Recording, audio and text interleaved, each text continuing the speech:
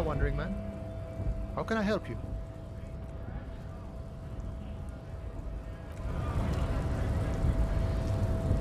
Yes?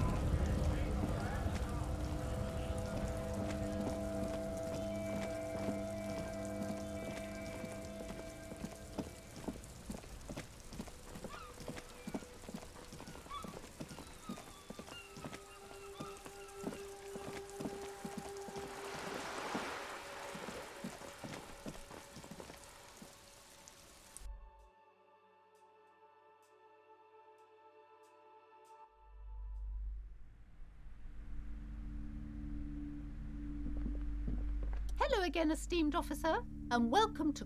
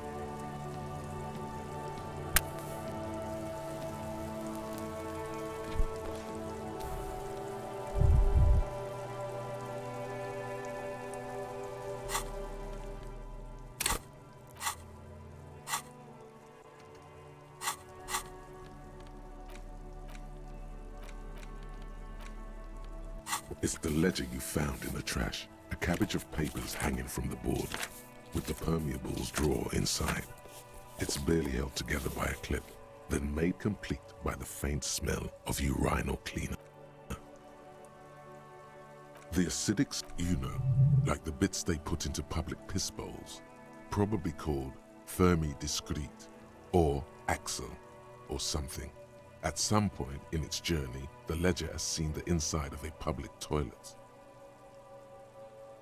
If you knew it was dunked in the toilet before getting chucked into the trash, why are you sniffing it?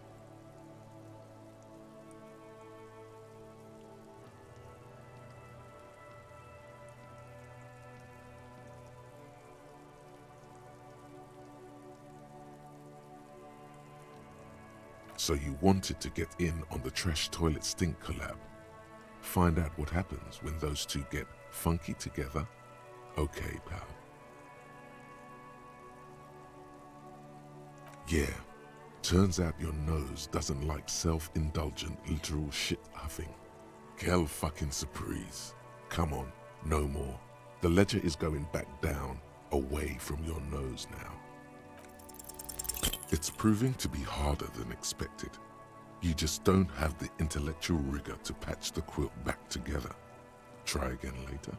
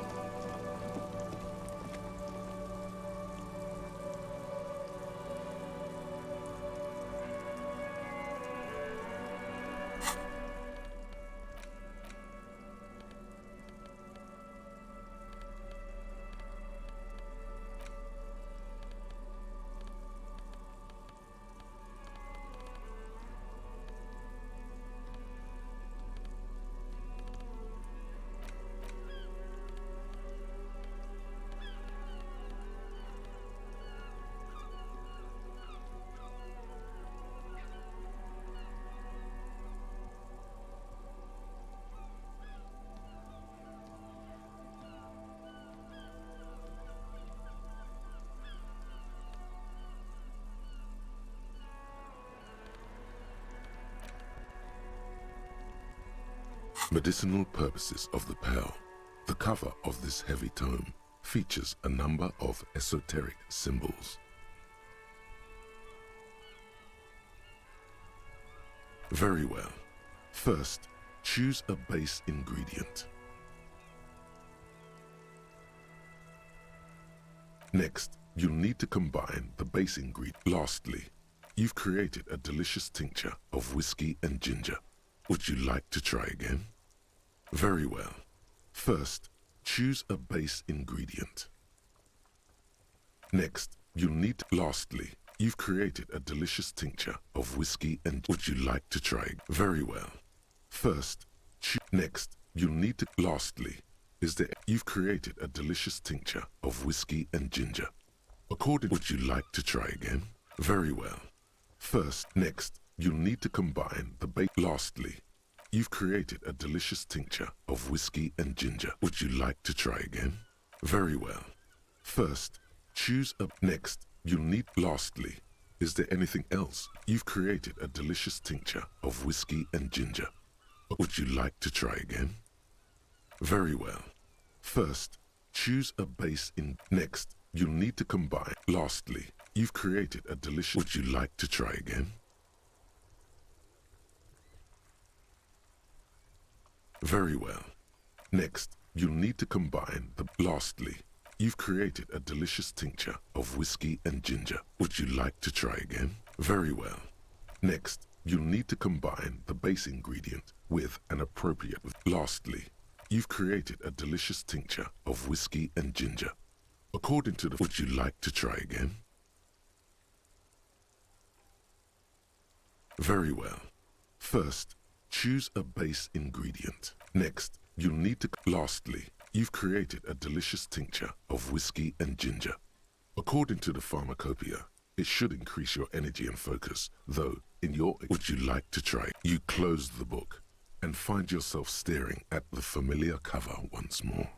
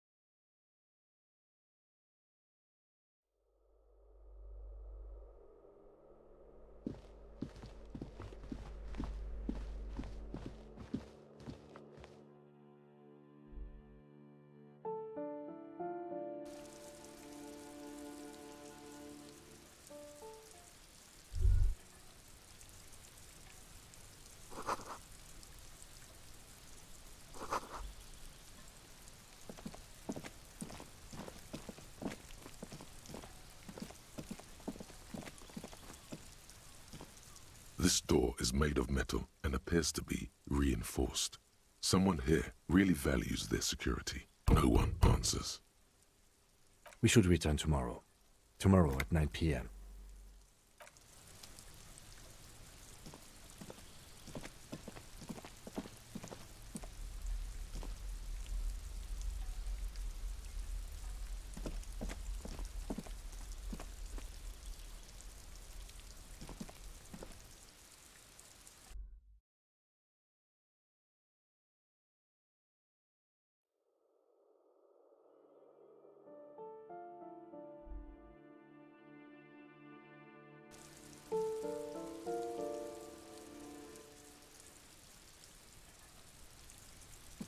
Yes?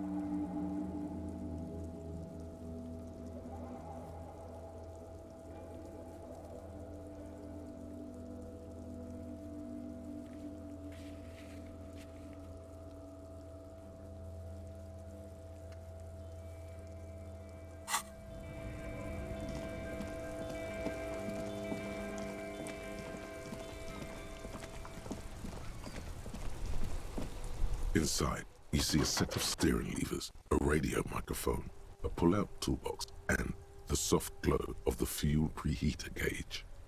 All right. Ready? I turn, you press start. It's next to the preheater. He's downplaying his excitement. The lieutenant is more than happy to show off his precious carriage. The dashboard lights up with orange glow. The raspberry gauge jumps, and the engine of the caprice commander comes to life with a whiny growl. Like a leopard waking from its sleep, yawning and roaring at the same time.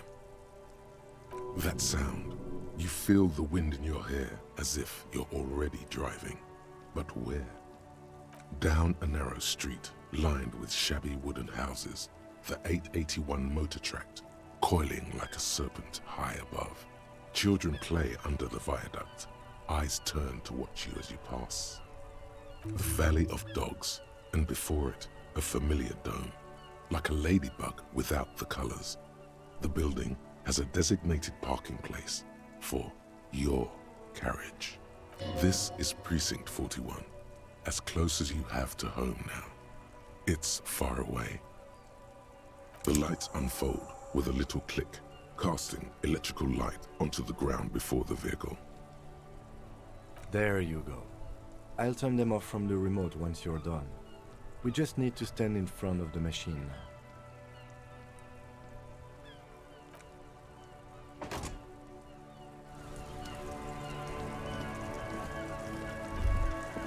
As you hold your ledger's clip under the headlamp, an iridescent hologram appears.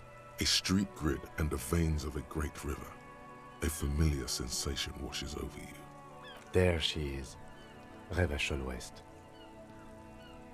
Around the borders of the watermark are dozens, no, hundreds of micro-perforations.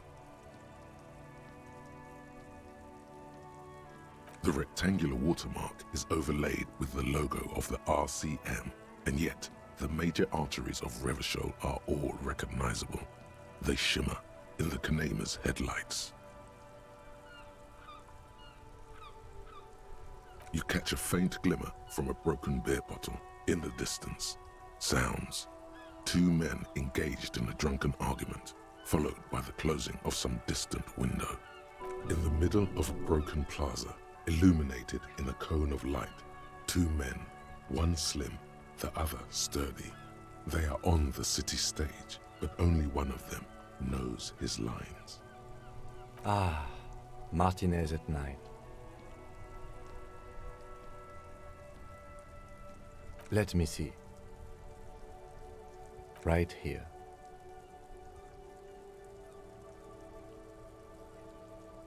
No, it does not.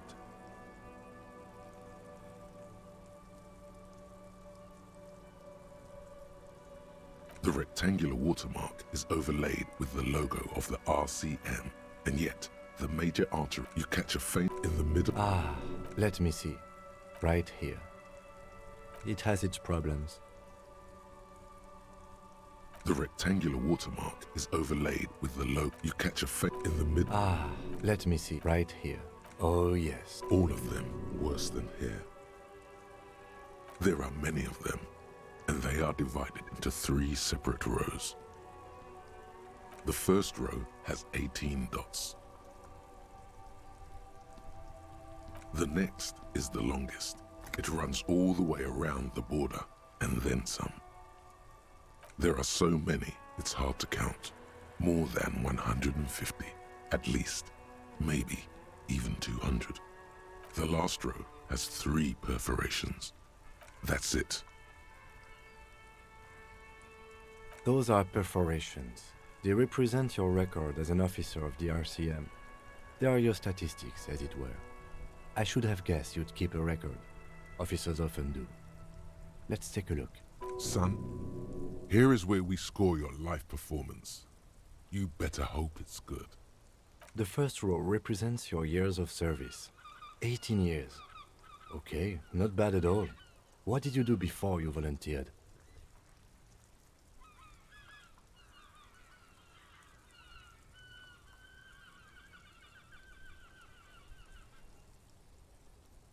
Maybe you were a diplomat, or in PR. Doesn't matter, I suppose. Let's move on, shall we? This next row, the one that wraps all the way around, is your number of closed cases. Closed is good. It means finished. You've got, let's see. Wow, more than 200. It's quite a lot, even for someone who's been on the force for nearly 2 decades. Usually, clearing more than 10 cases a year puts you in the 90th percentile of all RCM officers.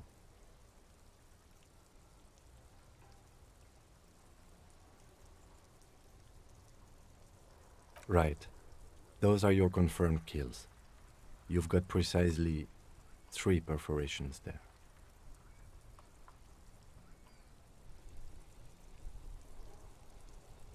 For an RCM officer, especially Precinct 41, which is in the Jamrock Quarter, it's rather tame. I mean that in a good way. There are certain officers who treat their kills like some kind of ghoulish game. If they do happen to solve a case, it's usually by accident. But it seems as though you are, or at least were, one of the good ones. So we have that to be thankful for. Yes. It's not a problem for him to state it, however.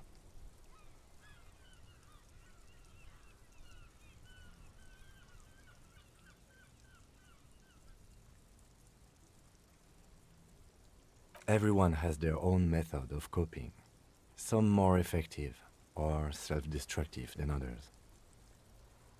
Personally, I find it helps to keep up a few hobbies. Par exemple, why not gardening? You've already got the gloves. It's meant in earnest. Please don't mistake it for a jab.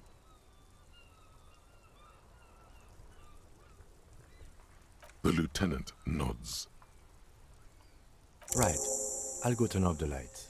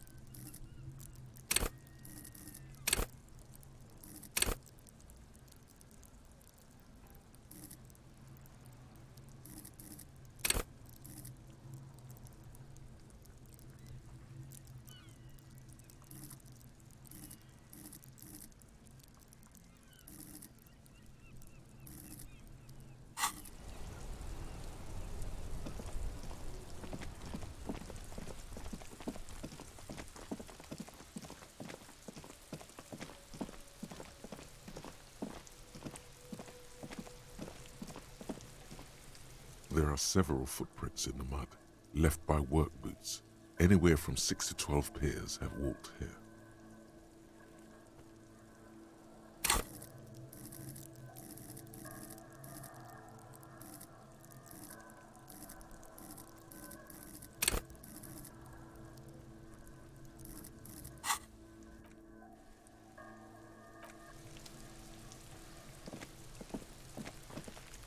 There he still is, looking right through you with his white eyes. The body below is entirely dedicated to that corpse smell. Emitting it is all it does now.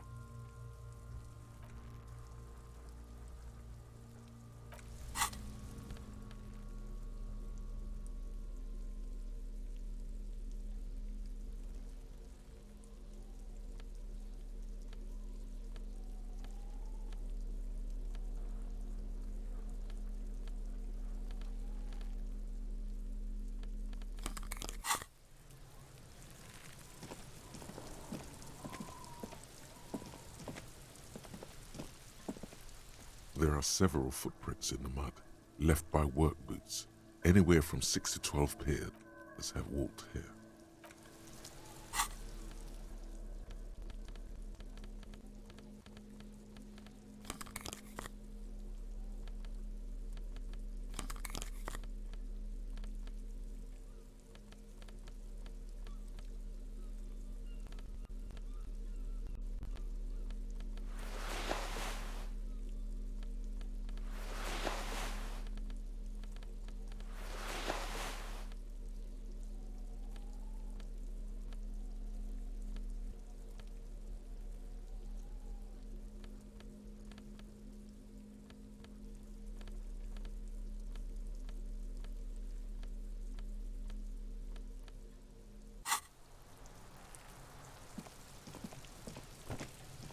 There he still is, looking right through you with his white eyes. The body below is entirely dedicated to that corpse smell. Emitting it is all it does now.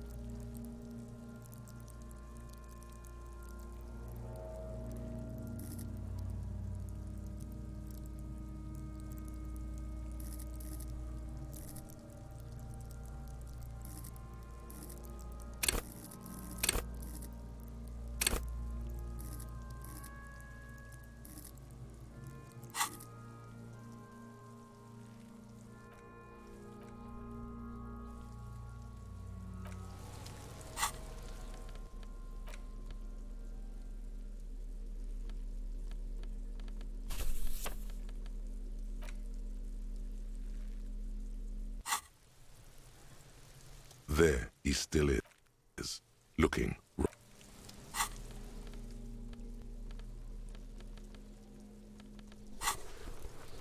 There he still is, looking.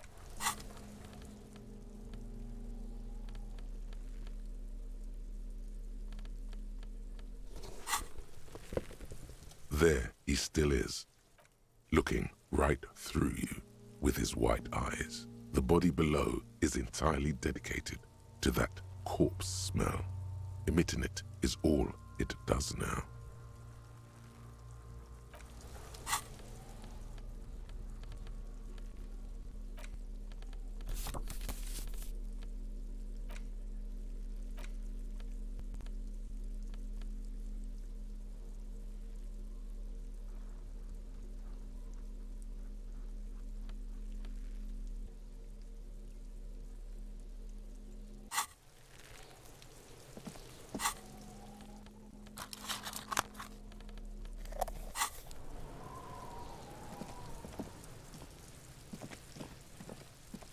There are several footprints in the mud.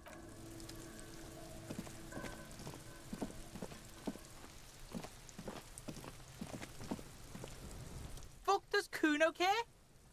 Kuno doesn't.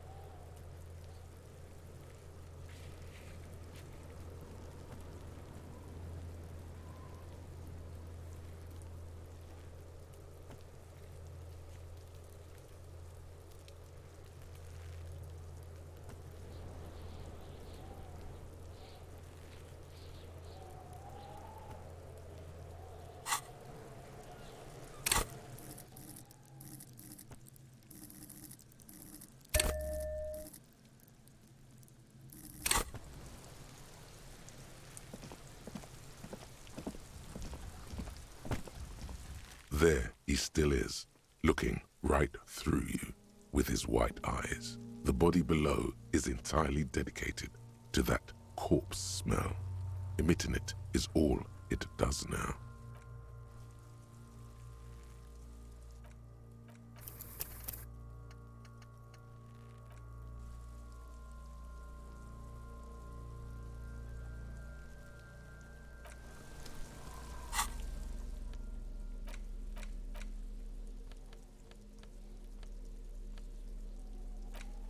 Medicinal purpose.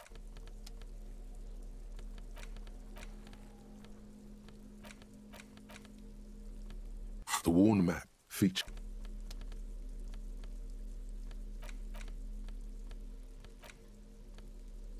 it's the ledger you found in the trash, a cabbage of papers hanging from the board, with the permeables drawer inside.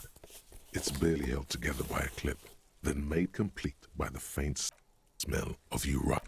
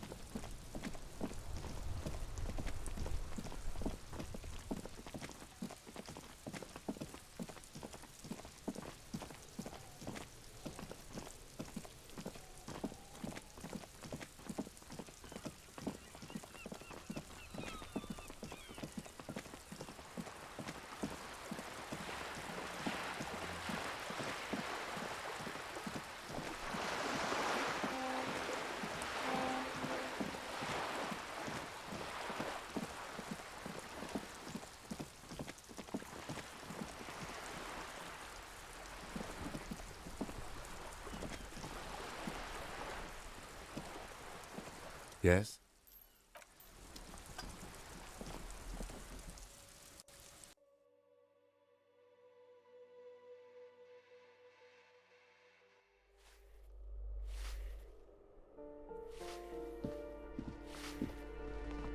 Give me a moment. Ask away, policeman. The hell am I supposed to know? Another nut job, I assume. Oh, Lord.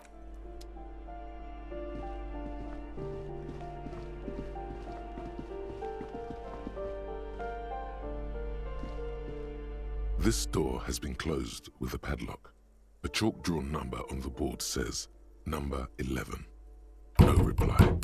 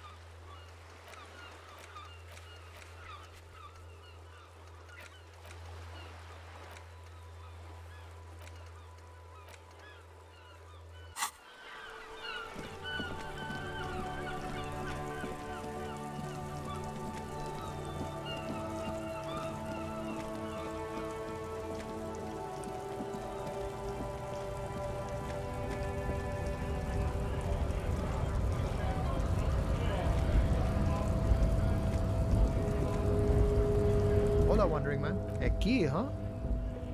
What door is this key supposed to open? Of course, I got you. You don't know anything. I got that key right here. And let me tell you, it's mighty good of you to help us out during the strike. Working class solidarity, as they say.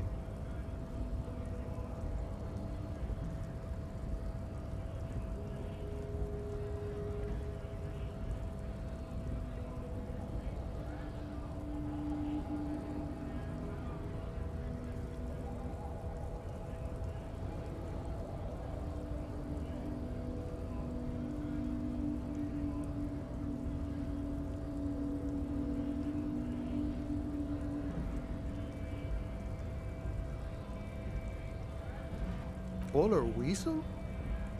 Oh, I know what you mean. I'm pretty sure he's actually Occidental, though. So you're gonna be committing fratricide, my racist friend. What you're looking for is a basement door behind the greenhouse. Okay, but where did you get the key from? The janitor gave it to me. Nice fella. None of this mess we're in. This jiving and juggling. What's it for? To feed our children. I'm more of a philosophical dock worker. Who? Ask him about the Hardy Boys. Los Ardis? They're an independent militant group. A bit too high-strung, but it comes with the responsibility. They're sort of like you. Preserve the rule of law and all that. Except it's Everard's law. But really, they're just like you. We're negotiating our share. Aye.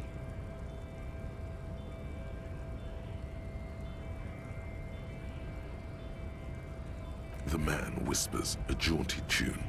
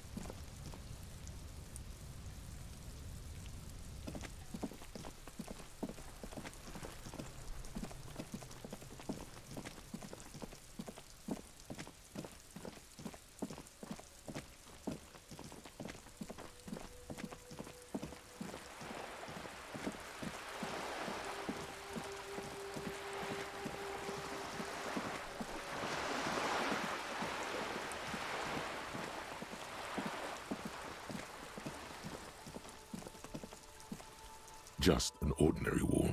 Nothing to see here.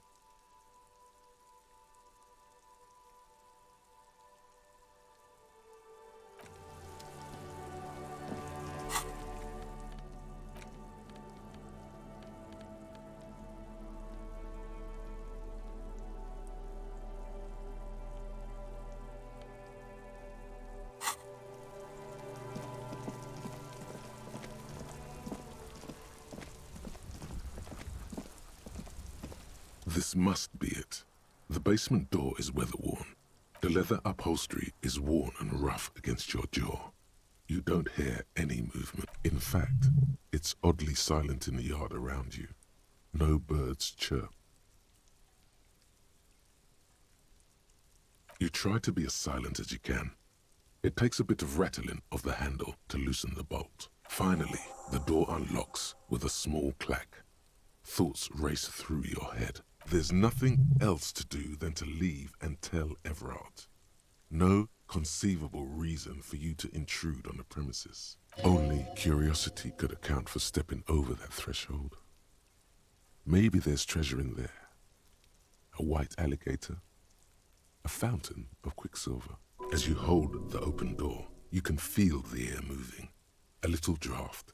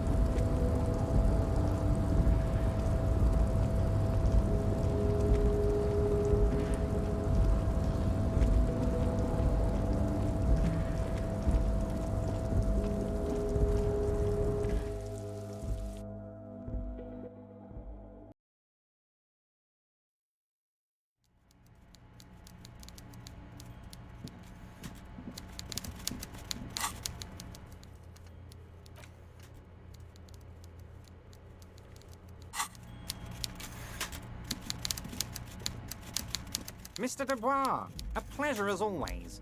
You don't have to sit down this time, since you've already sat on that chair. I'm very glad to hear that, Harry. One question. You didn't actually happen to stumble in and see what's inside the apartment, did you? You're right, Harry. You only had to unlock the door, which you did, so we're all good here. Now let's get down to brass tacks. It's time for men like me and you to figure out who's killed who and why. Real police work is gonna start happening now. I promise you, Harry, this is gonna be good. By now, I'm sure you've figured out who the dead man was working for. The bad guys. Wild Pines. Sent to scare us. Another violent measure of the top hats against us flatcaps. Harry, this strike is the culmination of many, many mistakes made by the Wild Pines group. They tried to shut the strike down by sending in armed mercenaries. You mean our victim? A security contractor? Can you imagine that? Workers standing in peaceful protest, united in the spirit of fellowship, and they send hired killers to mow us down with machine gun fire? He performs a motion as if spraying bullets from a machine gun.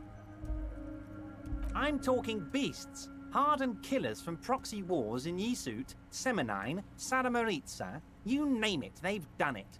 Raping, killing, burning villages, killing little children for the Senorita Pineapple Company, Harry.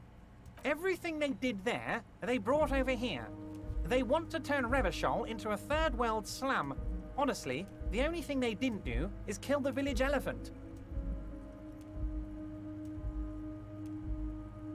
No, Harry, the elephant is metaphorical and so is the village, but the mercs and their brutality are very real. Now, I haven't personally witnessed the brutalities out there. I have the luxury of staying in my container, you see. If I need to go somewhere, they just move my container.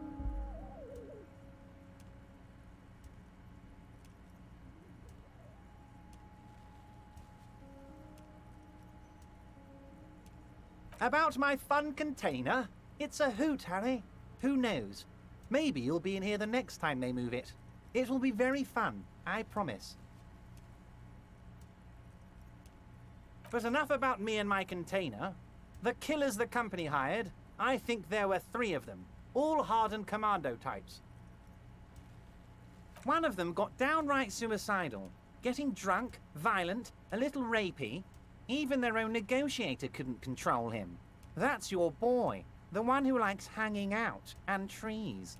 By negotiator, you mean Joyce? Harry, what you need to realize is, we dock workers are not pushovers. We got grit, Harry. This whole neighborhood does. Push us hard enough and we push back. And when we do, we push to kill.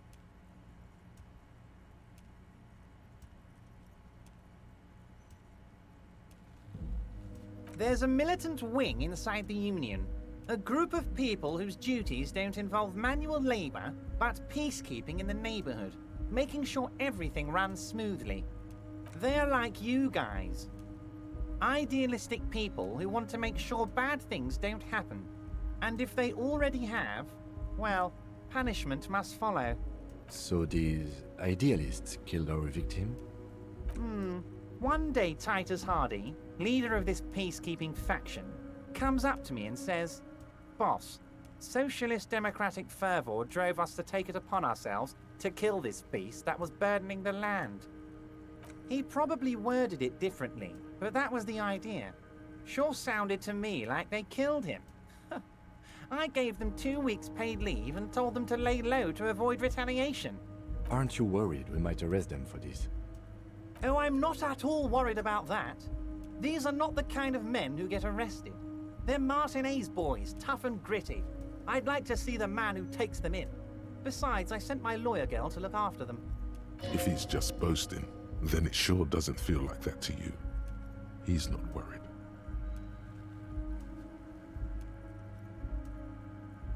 How do I know? Let me tell you about these people. That's their MO. It's what they do. Last winter, some poor workers in Terminal E went on a little strike. The company sent in Sediment, a security contractor.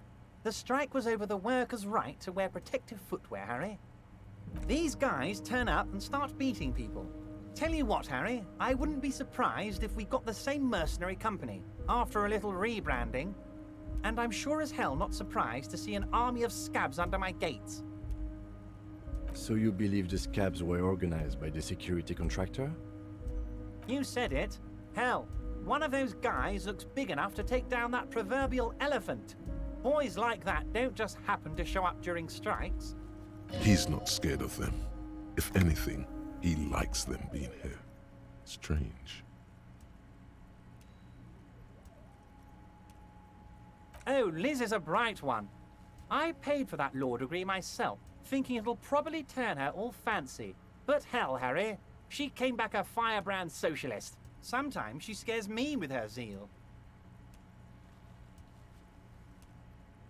Oh, they are simply fine young men, all 7 of them. Exemplary union members, always working to advance their position in the local socialist democratic movement. Core members. Old Theo used to run them, but things really kicked into gear when Titus took the reins and named the group after himself. Gotta love his initiative. Interesting. Who's second in command?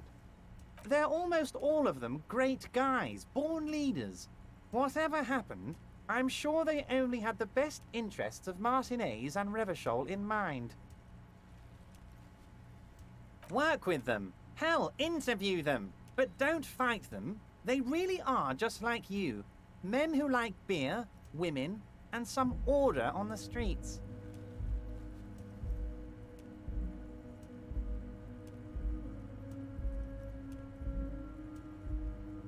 But of course, it's the least I can do for my good friend Harry. I'll do it right after we've concluded this talk. You can now go and tell Titus about this.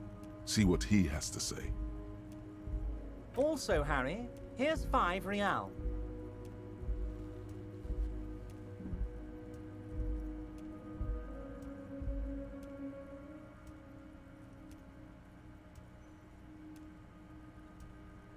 The lieutenant watches you pocket the banknote. He looks a little puzzled. Good boy. A real team player. Now, do you have any more questions? Was it a good talk? I'm not sure we made much headway here. I was hoping we'd bust the case wide open. Heck, I even wanted to tell you what I really want to achieve with the strike. I don't know what happened, Harry. I wanted you to feel like Mr. Martinez. And of course, I also wanted you to find your gun. But it's like I can't completely trust you. Yet. Yes, Harry. It's like I can't fully trust you if you're not a man of the left. I want to, but I just can't. He's been hurt too much in the past by men who aren't social democrats.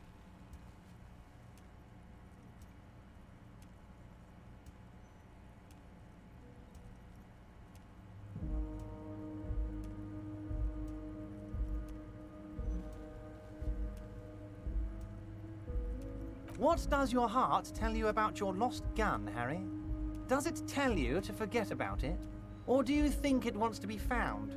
I think it's lonely and cold. I think it wants to be found, and I have a proposal for you. And what would this entail? Once again, I require nothing unethical or illegal of you. You just need to get 2 little signatures on this piece of paper, and then mail it to my accountant in La Delta. It depends. I don't think what we just got from Mr. Clare was very useful.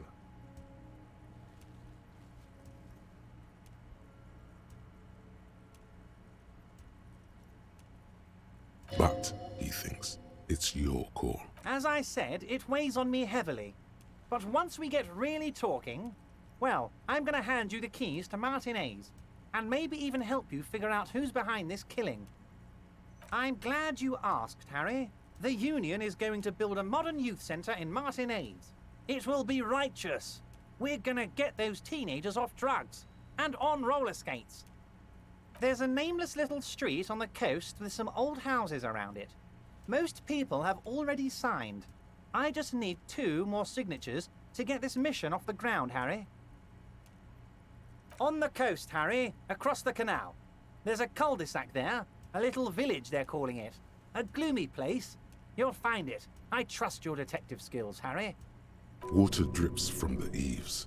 A woman looks at her freshly tarred skiff. There's a pair of cavalry boots under the fish in the box, and the wind howls like a vicious spirit. You're already pretty deep into this. What's a little more? No one can see you here in Martinez. They are just gonna have to deal with the construction noise for 6 months, and then they'll be living like kings. Right next to a fancy new youth centre, designed by the best architects from Stella Marie.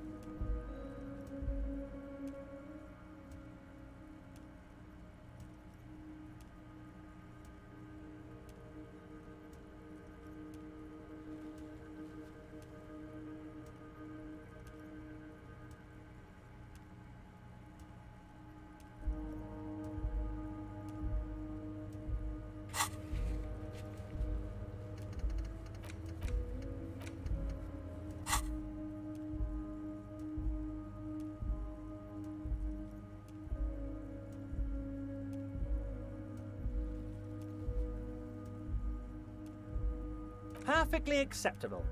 No one's gonna force you into anything, but I don't know about that gun of yours. You see, I'm a vengeful man, Harry. Part of how I got where I am is that, well, I can be quite nasty sometimes. But the good news is, the moment you change your mind and want to look into this matter, just tell me, and we'll be buddies again. The lieutenant's eyes meet yours, and he shrugs. Okay, fine.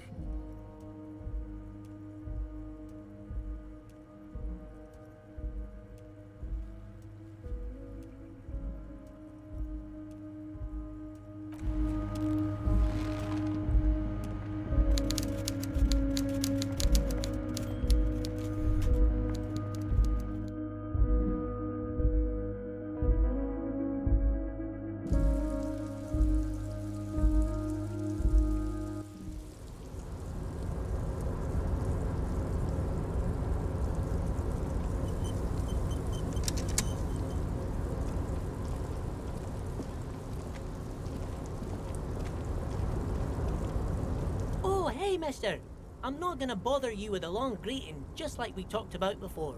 Oh, yes. Born and raised in Arish, mister. Mum had to leave my dad after he got a bit violent. Took us here to the new world. I was about 10 then. Too old to lose my accent then. People say us Ubis are up to all sorts of trouble with sheep and other animals and whatnot.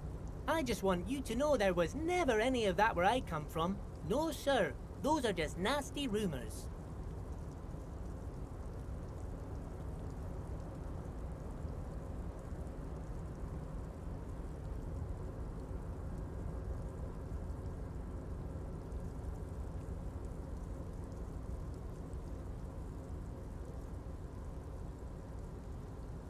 Thank you for clarifying that, sir.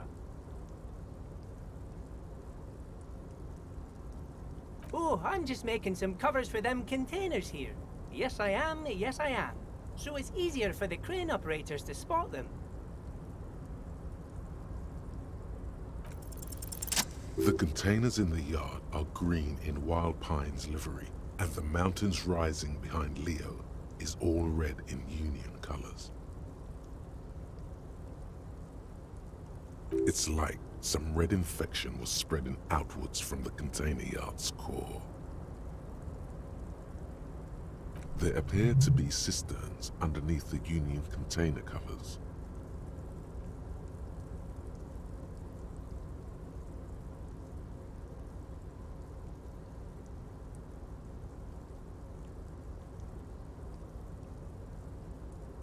Yes, they are hiding it from the inside. All the red containers have the Debarders Union logo on them. No, not really. Mr. Everett doesn't tell me all the big things. Says I go and tell them to everyone.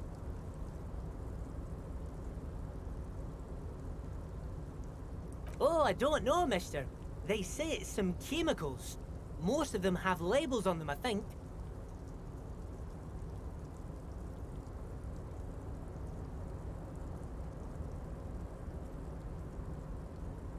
Oh, no trouble at all, mister. No trouble at all. Yes, yes. Everybody needs a job, and this is mine. I'm Leonard, by the way. Leonard Bellick. But everyone calls me Leo. I'm like Mr. Everett's right-hand man when Mr. Edgar is out of town, and Mr. Edgar's right-hand man when Mr. Everett is away.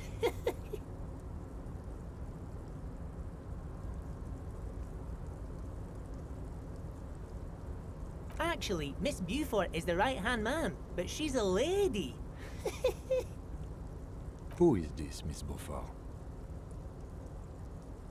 A real pretty lady with a skin like those Douai Sucre candy bars my missus likes so much. Them are real nice to suckle on once the dinner is done and me and the missus sit down beside the radio. But I can't listen to the radio all the time. There's so much to do around here and I'm always busy keeping things running here. Yes I am, yes I am. Stay on this Miss Beaufort topic.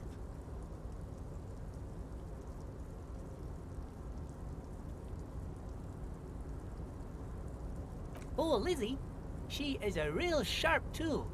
Mr. Everett put her through some fancy school and everything, east of the river. 4 years she was gone, and when she came back, she was all fancy and lawyerly. But she's a real nice girl.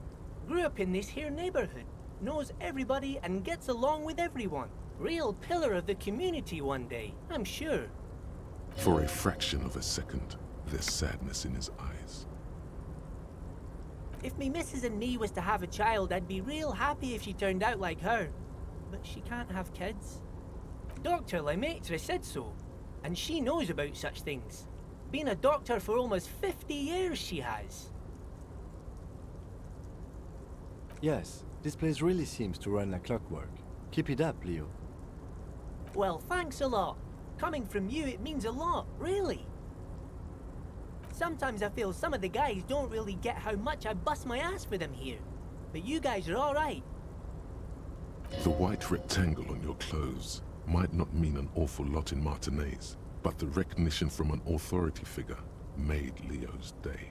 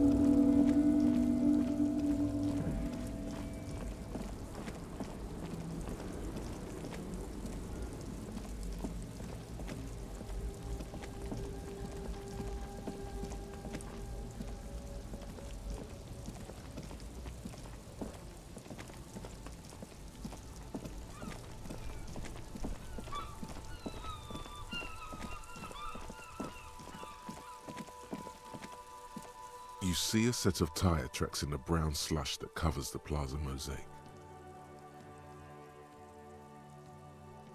Hard to say.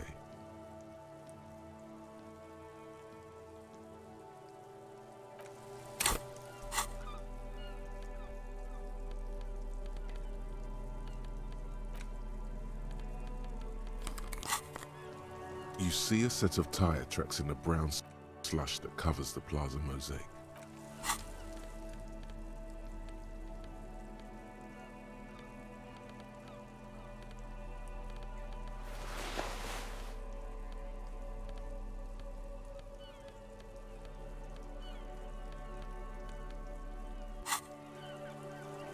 You see a set of tire tracks in the brown slush. The tire tracks were left here by an unknown event that took place some days ago. It's a message, written in the language of burnt rubber. Some of that rubber stuck to the tiles right in front of the whirling in rags. This is point A. The driver started there and then accelerated straight into the fence. The driver proceeded to back out of the yard, barely stopping before hitting the adjacent building. Before heading south, must have been in a hurry.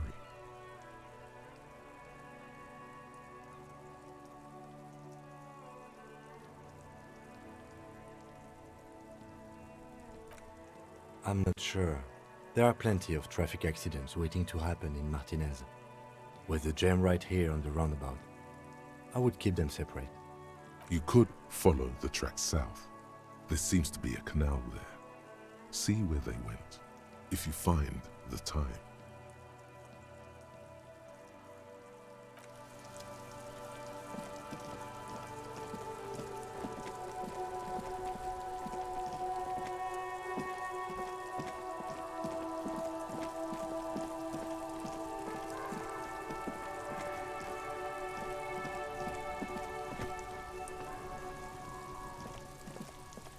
There are several footprints in the mud, left by work.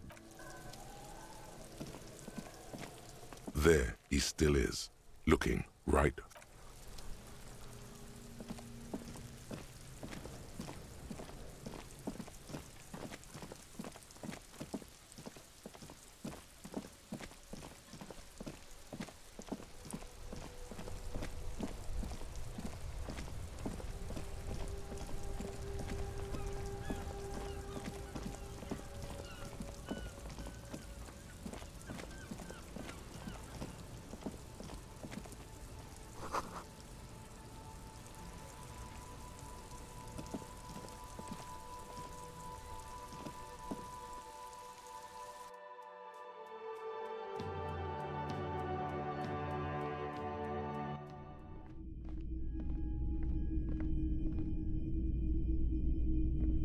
The boomboxes wait on the shelves, and you're... And here you are, quality sound reproduction on the go. It'll play anything, wherever, turn any tape into a conversation of sounds and shapes.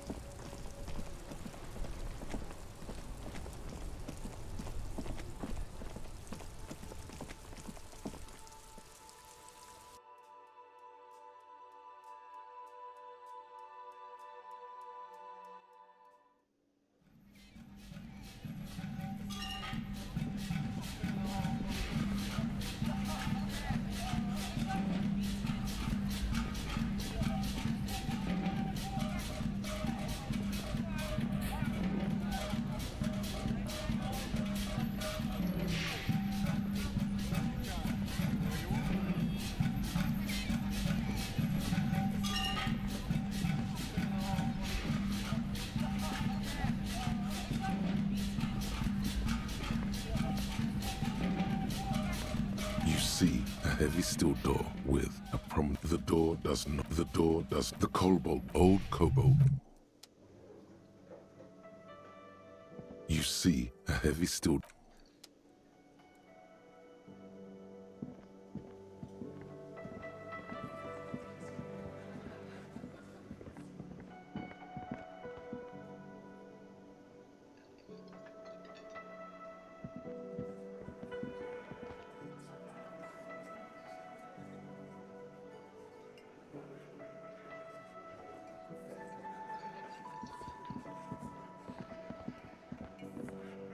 I've got nothing to say to you. Why are you wasting your time? What you want is of...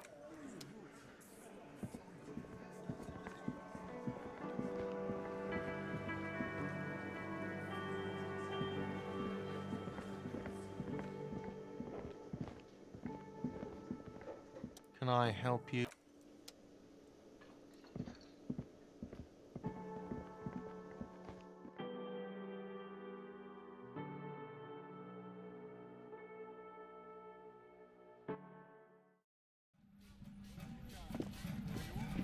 The door is closed.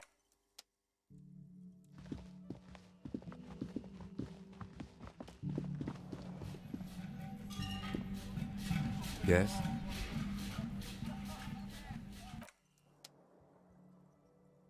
Yes?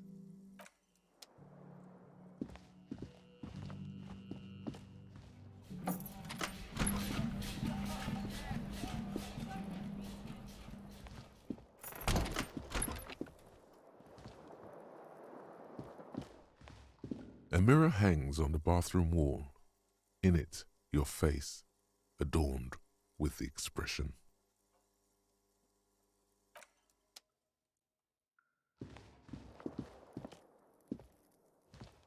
The fan stands still. The switch must be broken because nothing happens. The air in the room is starting to feel like vaporized urine. The lights are on.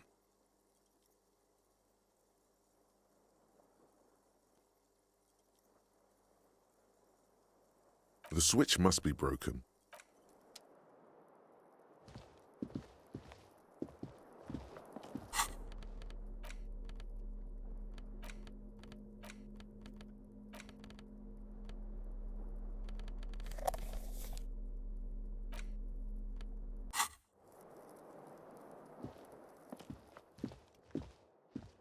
The window stands broken. You see some lights. The bed is still cold from the broken window, and not too inviting, but it's yours. You've earned it. The bed is still cold from the wind blowing in from the broken window. The mattress creaks as you close your eyes and try your hardest to fall asleep. Here we are again, my broken bud. The waves are coming, carrying you away. But you can't go. No, you have to stay. Always half aware of yourself. You're not cooperating, brother man. It's your disgusting body. Even through your sleep, you feel a vague discomfort suffusing it. Your belly and your sides are unpleasantly tender. You wish you could curl up into a fetal ball of safety. But you cannot, because of the pain. Every cell in your body is moaning in agony, asking, what did we ever do to you?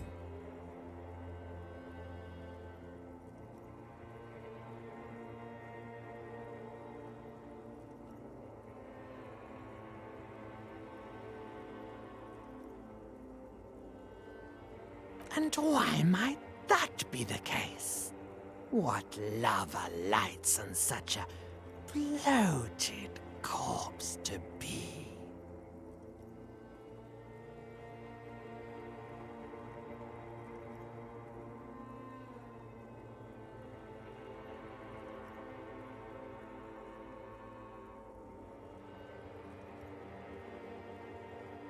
Now you've gone off the rails, baby.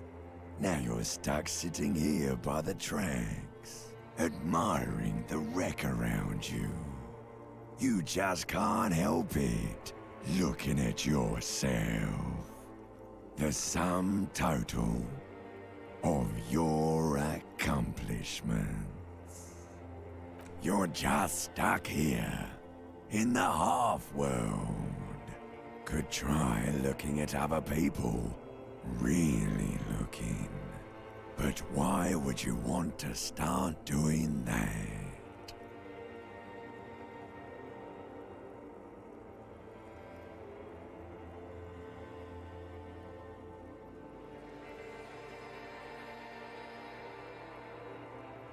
How many promises have you kept lately, Sir Harry? To the great see-through world. Women. It's the women. Look out for the women. They're oath breakers. Come now. Humans have earned your trust, and you theirs. What do you think you're doing right now? Coming to some greater awareness? Look at all these lights, blinking in and out of existence. Thoughts! You're just pretending that you're asleep, even to yourself, while the world goes on without you. Let it. Let it. But it never seems to let you go, does it? Time to rise and wipe that shining sweat off as best you can. Gather your bearings. Rock and roll.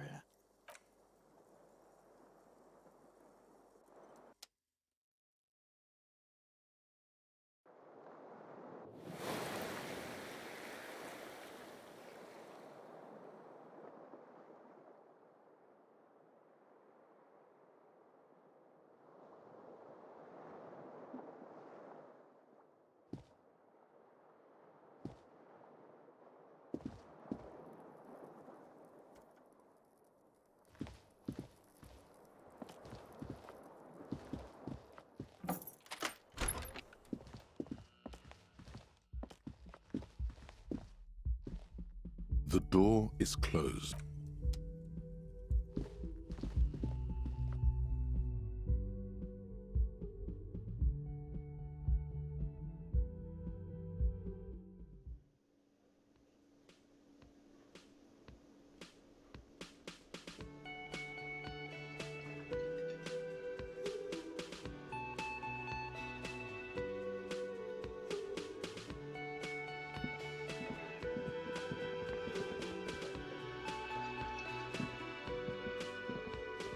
The woman in an RCM patrol officer's uniform winces as she notices you.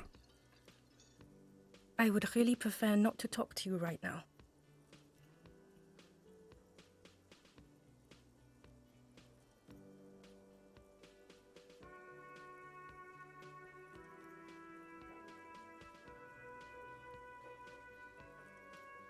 I'm definitely not the cavalry.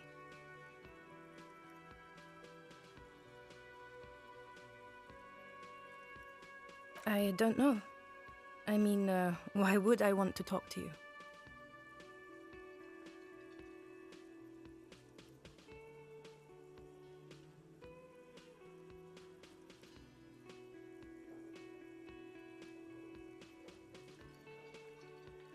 No, you're not.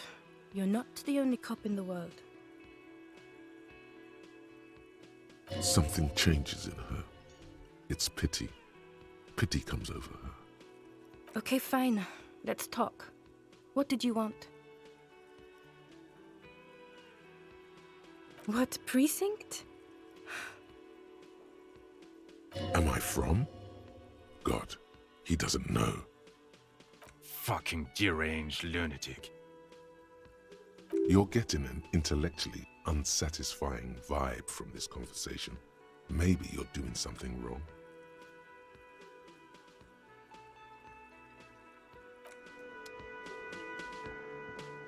Yes?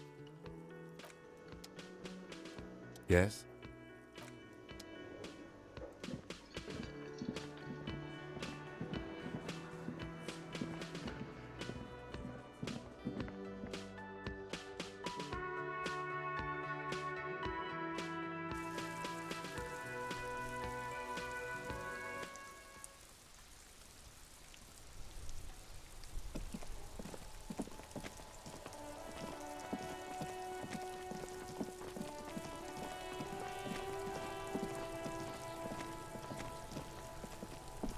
There are several footprints in the mud, left by work boots.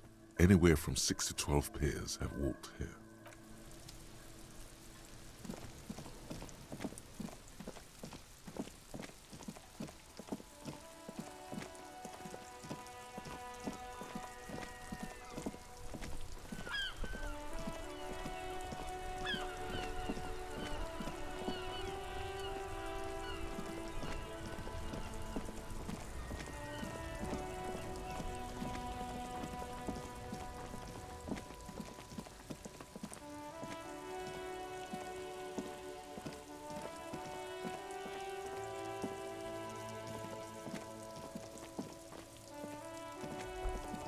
A rusting control panel with loose wires dangling out from the hole where an indicator light used to be, and a mechanical lever sitting in the middle. The water lock starts moving.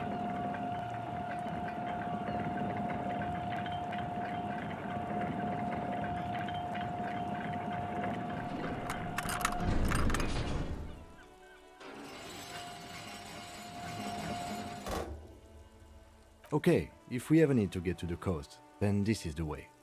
But please, contain your wanderlust for now. I don't want us to get sidetracked, not with everything that's going on. Focus on one thing, achieve it, then the next, he thinks. That's the task chain.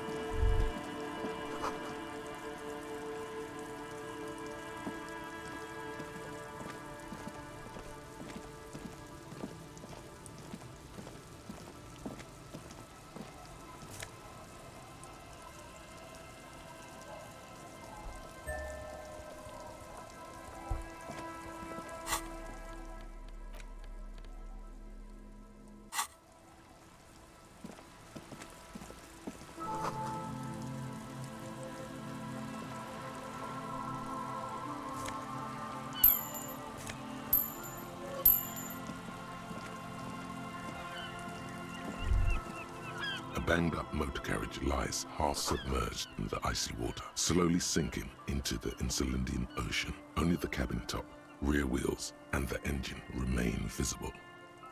It must be cold and lonely down there, in the icy water. The seawater has already started to corrode the metalworks. It appears to be so. I agree. We should definitely investigate. You get a sudden, sinking feeling.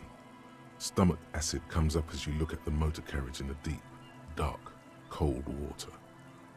Why the doom and gloom? It's just a sunken motor carriage. Some motor carriages are bound to end up in the sea.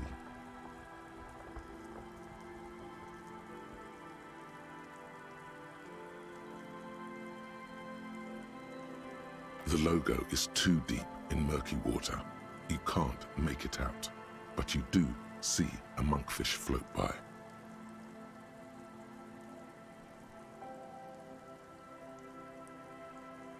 The ice hasn't closed around the vehicle yet. My guess is it's been here since last Saturday or Sunday. The motor carriage is properly stuck in the ice. Getting it out would require a team of specialists. A single day in the salty seawater would ruin most vehicles, but this one looks worn even in places the salt water hasn't touched it. Let's wait for the low tide and see what's inside. I don't know. An hour or two, tops?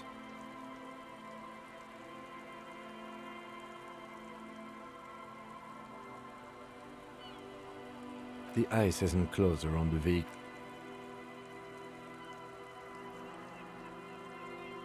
As you sit down in the old, rusty playground, the world around you becomes very silent.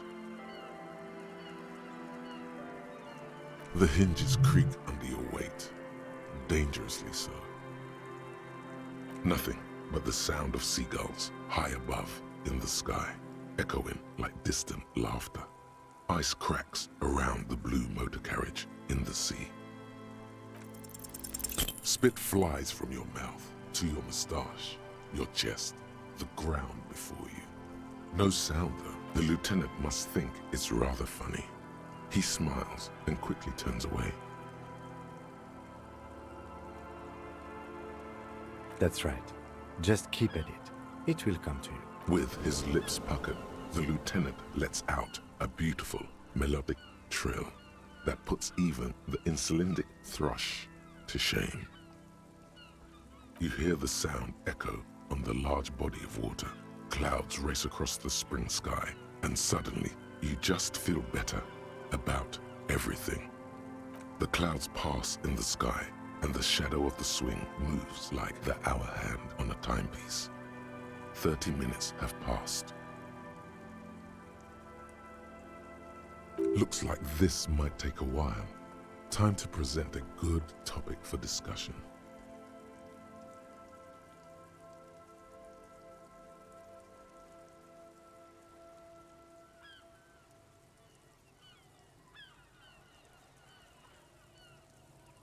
I believe it's following a pattern set millions of years ago by cosmic forces. But I suppose it could move quicker. Clouds on the horizon grow darker, and the shadow of the swing set keeps climbing. You hear the distant rumble of the city. 30 minutes pass. God, I hope so.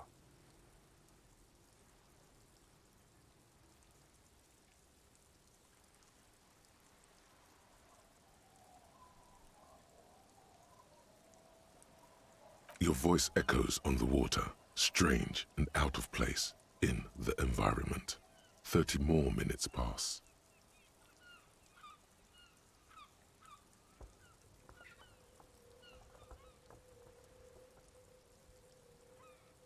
Detective, I've been able to make out the mark ever since we arrived. I find it odd that you haven't. It's a Capri, Model 40. Yes. Why haven't you? It is a simple and rugged machine, favored by working men, government offices, firefighters, animal control people, you know, those kinds of people. Yes, 41. What do you think it stands for?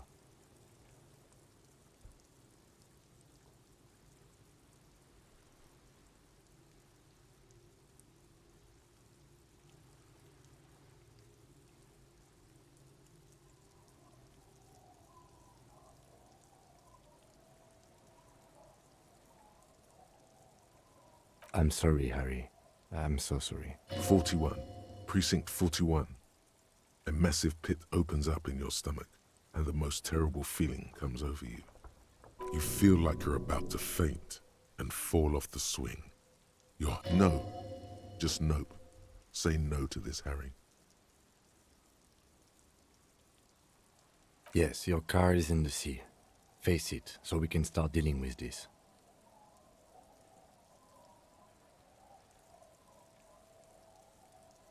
I'm afraid so, yes.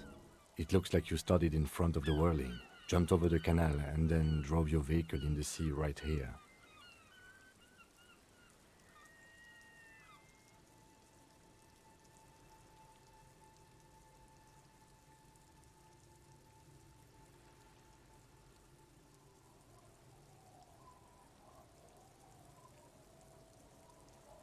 People are more valuable than machines.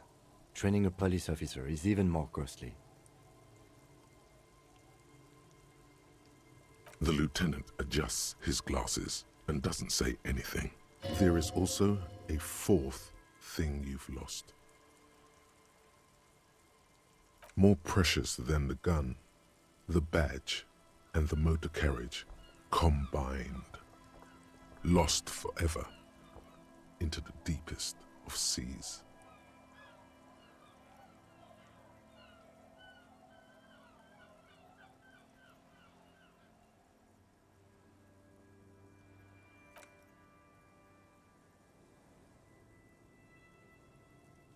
Yes, let's go take a look.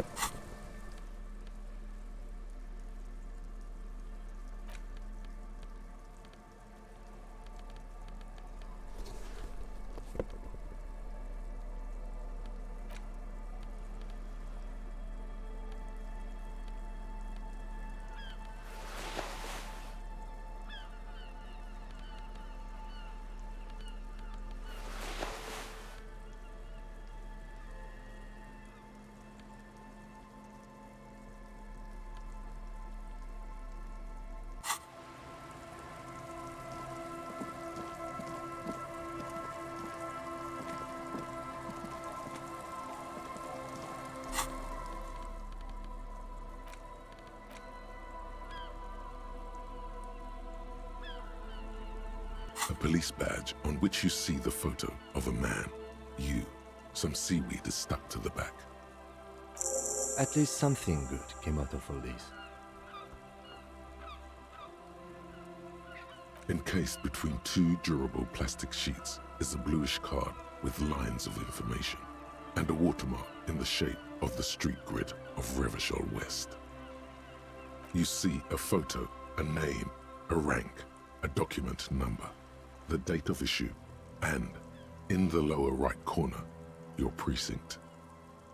The man keeps winking at you with his green-grey eyes. The photo is old, no doubt about that. 8, maybe 10 years. The guy in the picture is rather good-looking. He's got a nice haircut and is distinctly lacking in massive sideburns. What do you think? His face is already contorted by the expression, although it looks less grotesque on him than it does on you now.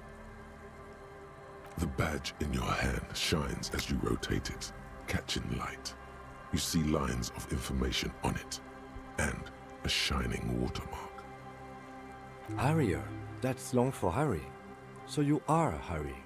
Evrard was half right. Probably not a lot of people know your full name. Whoever told him you're Harry Dubois didn't.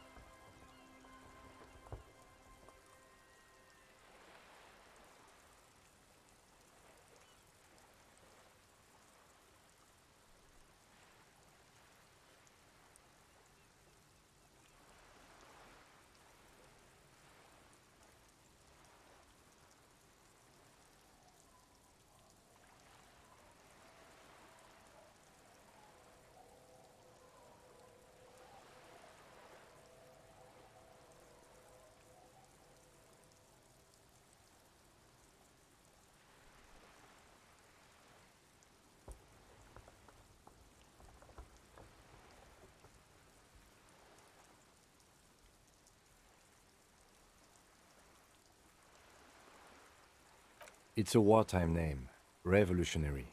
The kind mothers give their sons during troubled times, like Undying or Boxer or Ironhide. It's meant to keep you safe. From bullets, hunger, shrapnel, kidnappings, and worse. Pleased to make your acquaintance, Harrier Dubois. He's not going to call you Harrier. He'll keep calling you officer when he's angry with you, and detective when he's not. The badge in your hands shines as you rotate it, catching light. You see lines of information. Lieutenant W. Freighter. The lieutenant is a rank above sergeant and below captain. It's the highest rank in the RCM that still does field work. I am a lieutenant. The title of Freighter is added to your rank when you decline a promotion to a higher rank. In your case, captain. You have declined twice, thus you're double Freighter.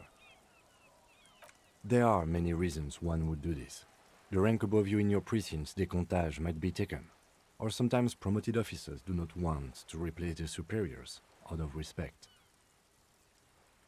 And sometimes they just prefer the type of police work available to their current rank, in your case, lieutenant. Heavy-duty case-solving machine.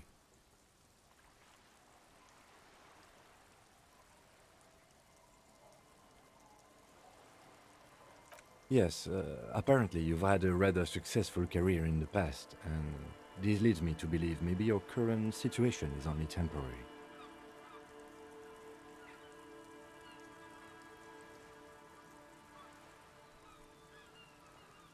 Good.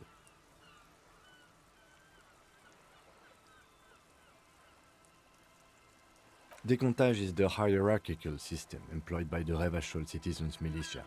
It means counting down to twos. The lowest rank is junior officer, usually teenagers. Then there are the patrol officers, then sergeants, lieutenants, and then a captain. That's basically it, except for a few kings. Kings like satellite officers and the additional freighter rank I already explained.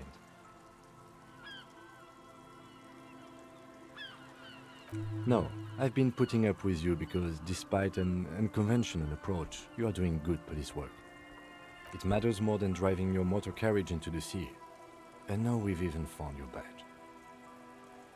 He trusts you, for now. Try not to spoil it.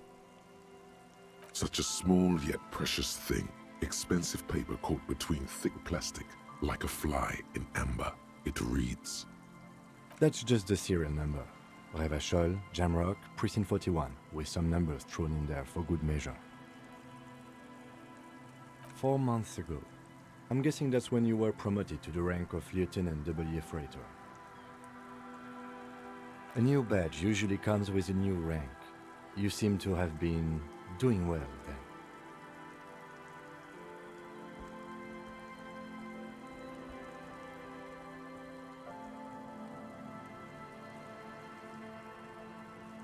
The white people in the line were such cons to me.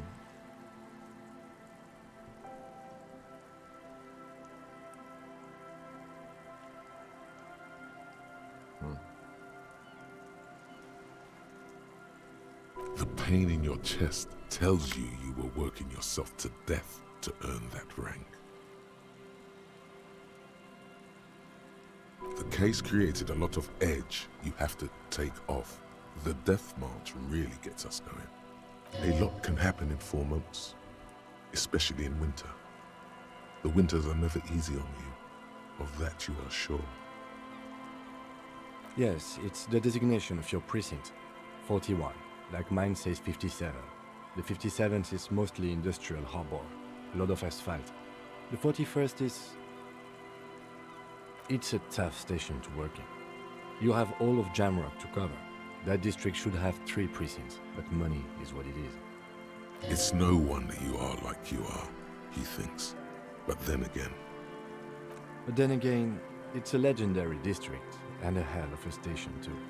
It must be an honor and a curse to work with people like Price, McCoy, Berdiayeva. He knew all those people, although they're not from his station. They must be big. The badge in your hand shines as you rotate it, catching light. You see lines of information on it, and a shining watermark.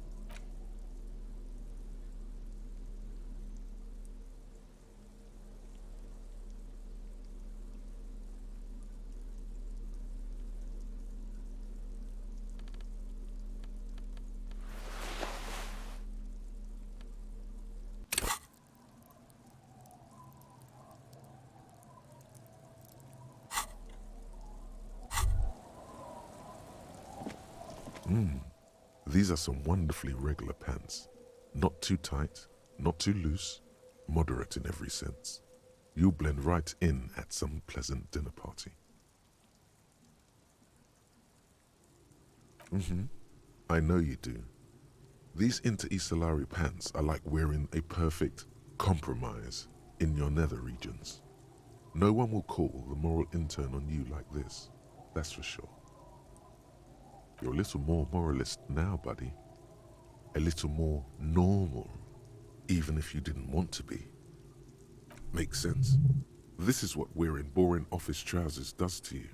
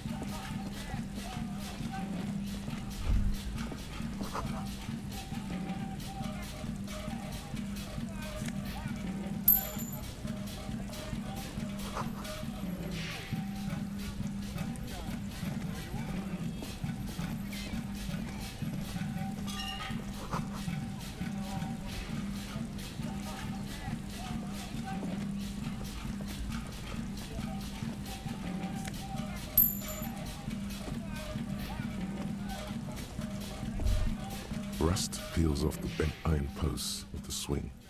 The wind whistles through the skeleton of the small house behind you. There's desolation everywhere. In this yard? Someone thought they could have a summer house in a bloc obscur, for cheap. It didn't work out. They abandoned it about a decade ago.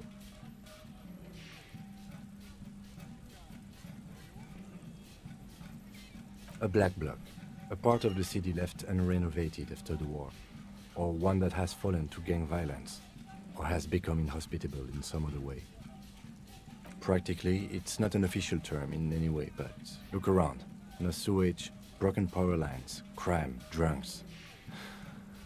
Life is tough in the blocks. It's no place to build a summer house. Yes, for you to scavenge like a post-apocalyptic scavenger who collects trash and errant magnesium blisters. It's not meant as nagging, just an observation. We should move. I don't think we will solve the murder with forays into the urban hinterland, at least in this phase of the investigation.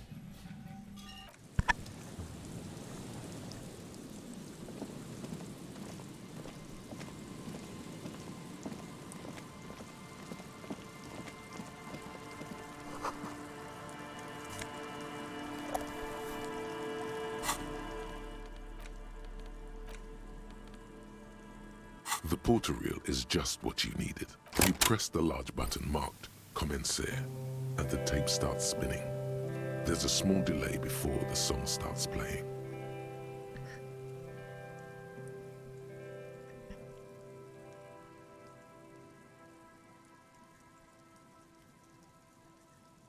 Then the organ starts playing a simple, melancholic tune echoing in the hallway. A lone singing voice joins in, telling you about the tiniest church in Cessons, surrounded by even tinier yard. You almost feel the seaside mist on your skin. It's mega sad. Within seconds you know, this is the one, the real shit you've been looking for. The one you trust your room to that Claudia told you about. Perform it. A click, then silence for a bit. Then the tape stops spinning.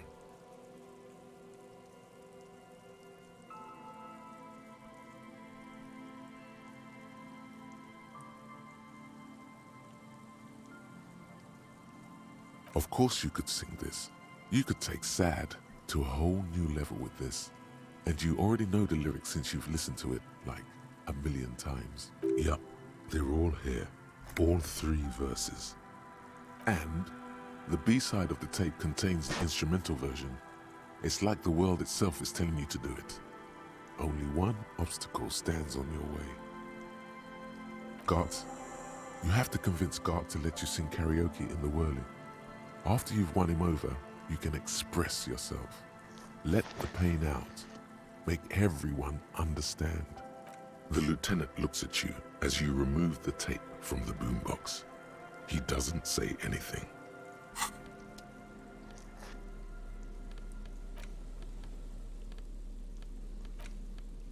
A crinkled chewing gum. You carefully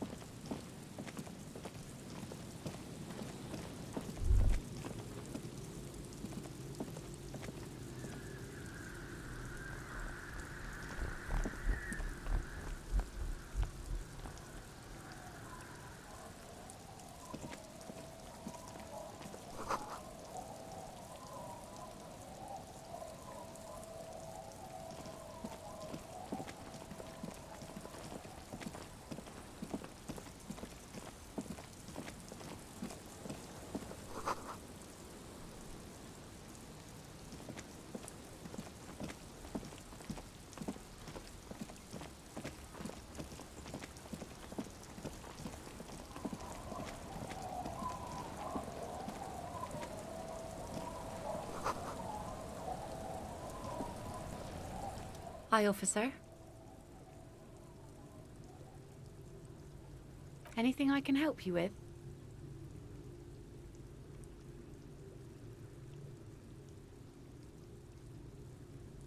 The name is Lillian. People call me Netpicker. I think I have time for questions. What are the other ones?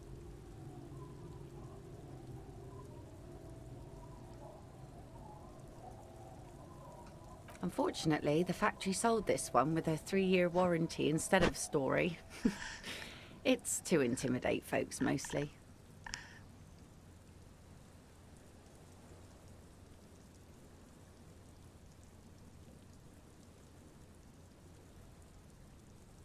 Guns are expensive and fragile, I think. Besides, I got kids. Can't have guns around them, and sometimes a sharp blade is enough to keep folks at bay. From time to time, people need a lesson in respect. That's just the way it is. Back in the day, I caught the eyes of many men. And believe me, men need a lesson in manners from time to time.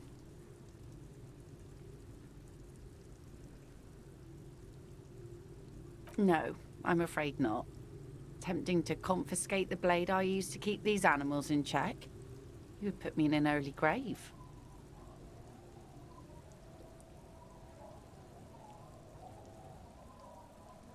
Some went to patch their wounds, their lesson learned. Others were more thick-headed. And one of them, I ended up marrying. Guess I enjoyed the way he bled. If it is, then why the melancholy? Gone.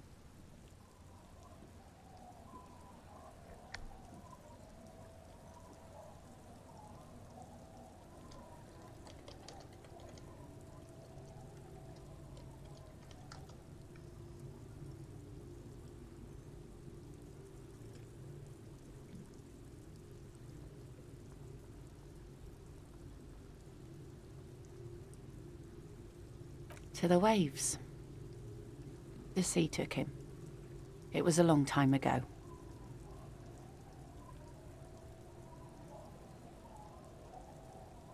He didn't respect the sea. Went out there, drunk like a skunk, and sure enough, one day the boat was found floating empty. The bloated corpse turned up 2 weeks later. Now, before you tell me how sorry you are for my loss, know that it was 4 years ago, and I've moved on. There's only so much mourning you can do for a drunk with sinewy muscles.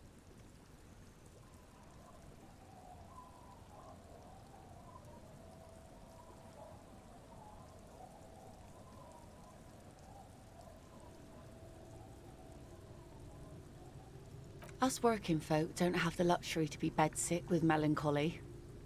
I buried him, mourned for an appropriate amount of time, and went on. Life didn't really change that much for me and the kids. This is neither a touchy nor a very interesting topic for her.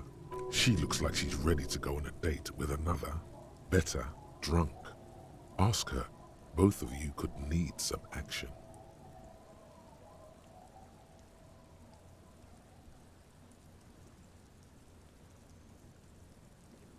Let's see.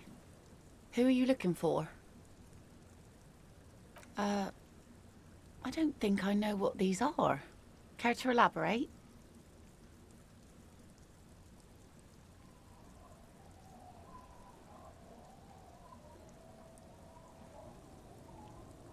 Aha! Like snowmen.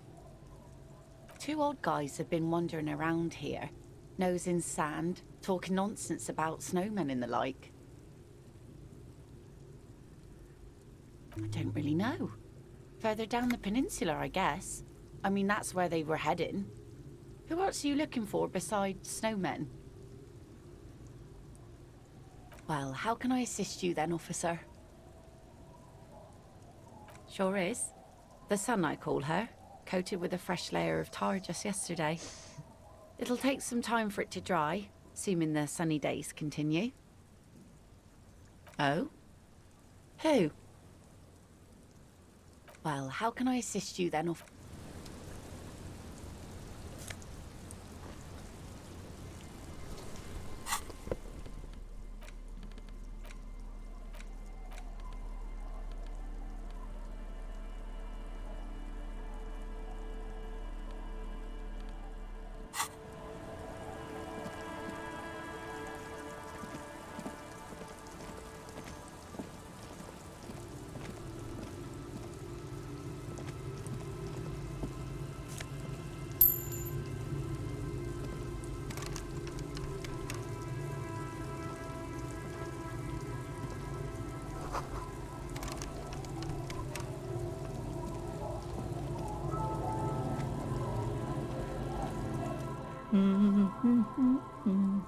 Welcome to the fishing village. Please lean in closer. I have cataracts. Then how does she know you're here?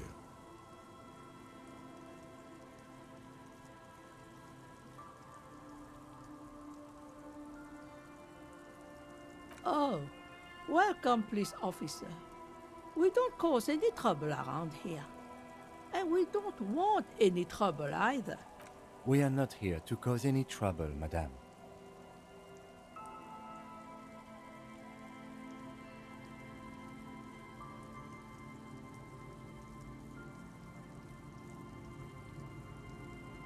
Oh, of course. Last time we saw you around here was 12 years ago. You also came to take care of trouble then. Wish you did. But still, in Martinez, you're considered an ill omen.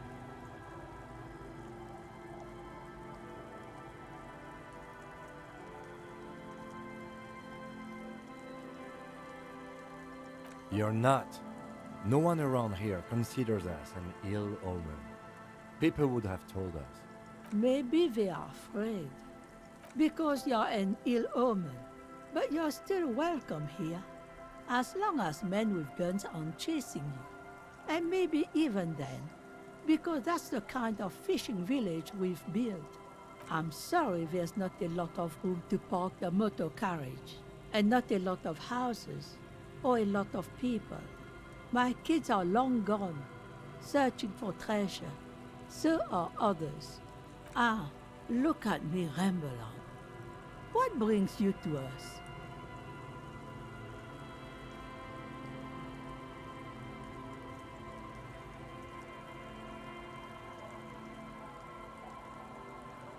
Stay?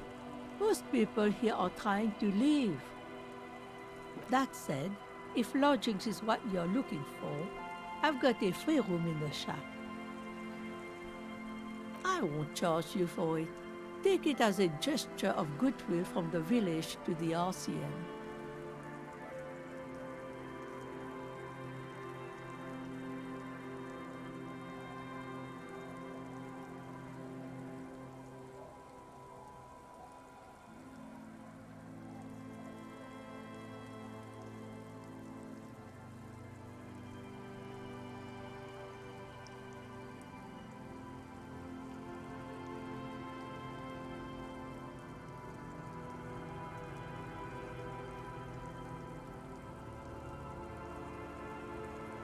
No one is using it, and God knows it's not much anyway.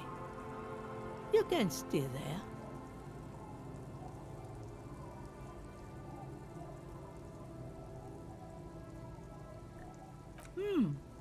That's exactly how they get ya. That's why we built our own cinder block houses on the seaside. So we don't have to give money to those crooks. We might not look like much, but they are ours.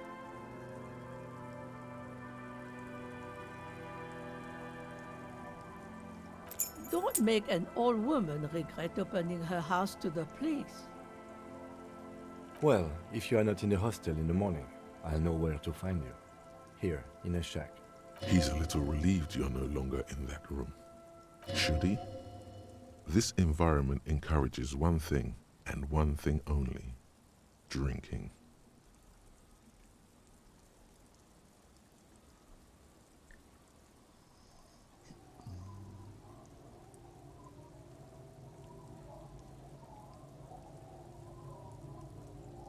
Not much.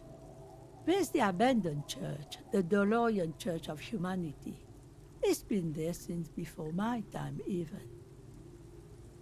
Some things just don't fly, officer. Look around. Who'd go to church here? They built it 300 years ago. Must have been nicer then. So, they don't hold services there anymore? The Ecclesiastes? No, we've tried, but things just keep happening. Crime, accidents, other things. The place never stays open. It's a pity. It used to be such a nice church. She's not telling you all she knows. Keep her talking. Before you get to the church, there's some ruins, an apartment complex, or some kind of electrical plant. Run-down bunch of houses, empty.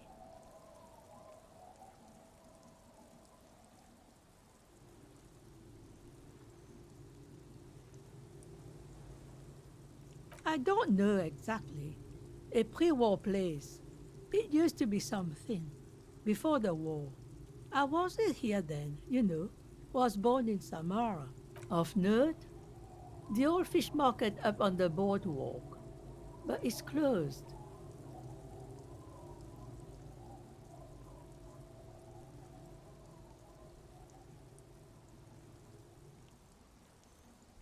What? You're one of those real estate people with big plans? If you want a development opportunity, you can check out the abandoned building over at Land's End. Used to be a supply depot, we think, sending goods and ammo across the bay. It's jammed shut though. We tried to get in, see if there was anything to sell or scavenge, but it's impossible. Nothing is impossible, surely.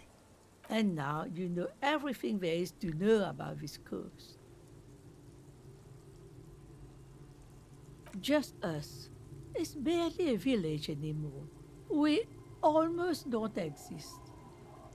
This is pretty much a non-place.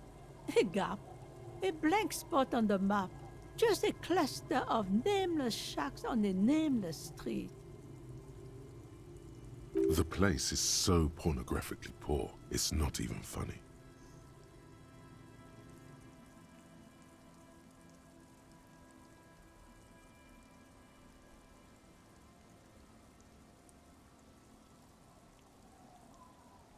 Well, there's Lillian and her kids.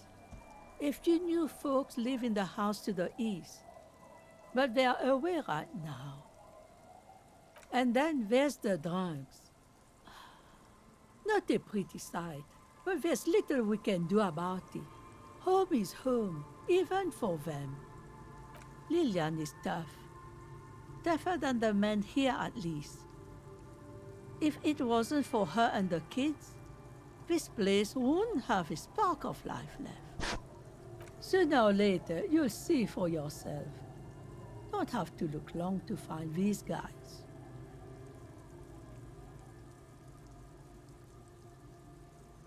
Over there, you can find more of the same. Shacks and trees growing wild. That's the pox. Between here and Jamrock, a dusty sea of old trees, all covered in industrial soot. Small houses under them, an overgrown park. An old military hospital and its surroundings. Or it used to be, during the time of the suzerain. After the war, it was turned into a goodwill hospital for shell-shock veterans and folks looking for some quiet in the old sanatorium gardens. Now the area is crisscrossed with nameless streets and makeshift cinderblock houses, shacks as far as the eye can see. The goodwill ran out. The staff left and the place was shut down. She nods, rinsing another piece of cloth. Me? No one. Just an old washerwoman. Mother called me Isabel, if that's what you're asking. And my married name is Sadie. Now it's your turn, Mr. Quite a handle you got there. So many titles. One of them double.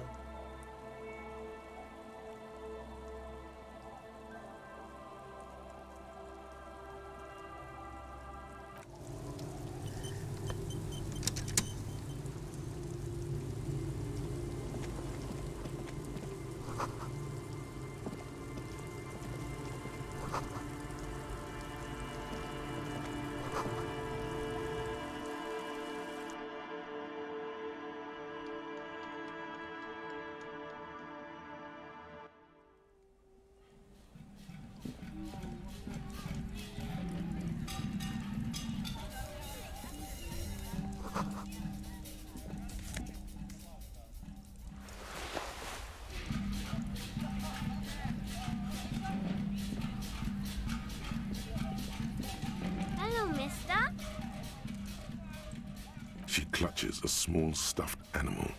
Occasionally, she twirls it around. It's a grouse. You might be able to get on Gart's good side if you replace the broken skewer you almost certainly broke.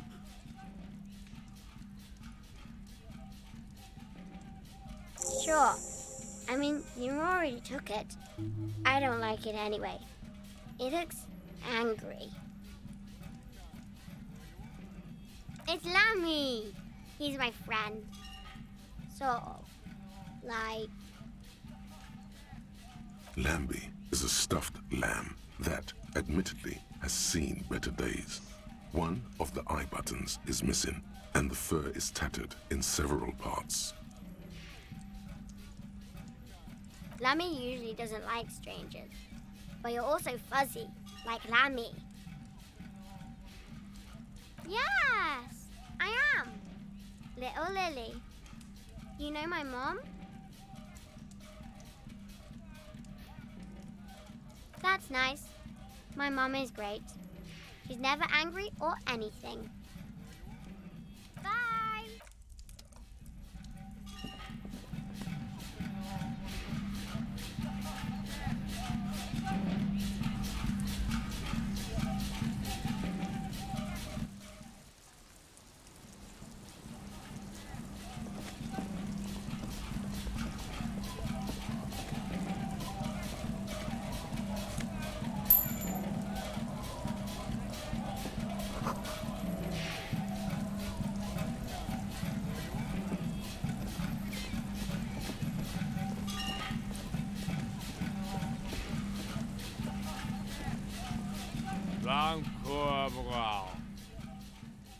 The noxious odor emanating from the drunken man is strong and familiar. Don't you call her? Yeah! Don't call Abigail!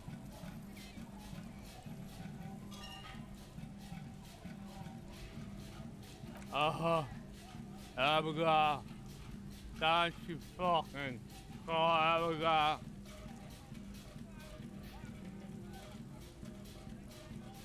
He snorts and beckons you to leave. Don't call Abigail. Don't call. Don't call.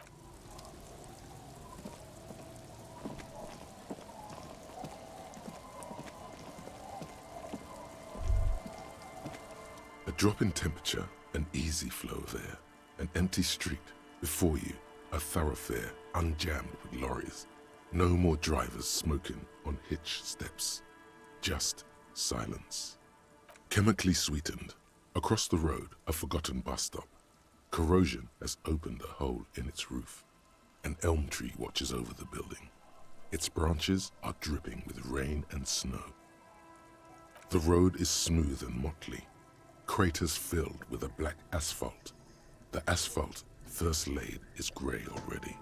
A row of tenements are under construction in the distance. Number 312D. Young girls used to come here, huddled up, hoping for more warmth than their thin coats give them. The bus took them to school. It has not run for 8 years. There were not enough girls to sustain its cost. The wind moves the aerosol. A detective stands behind the boom barrier. A breeze moves a curl of his hair.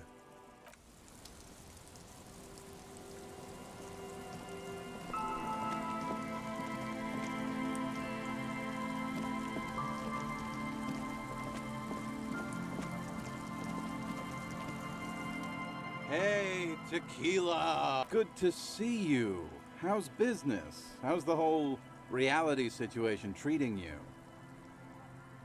So what's happening?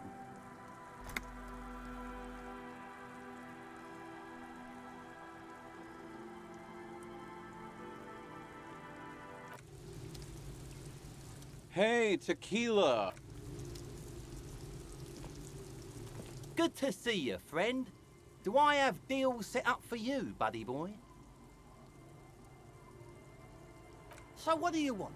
I got smokes. They're cheap. Very cheap. I got Pilsner. Great deal. You won't get a better deal on that piss. Spirits I can let go for 300 real. I also have speed. And by speed, I mean amphetamine.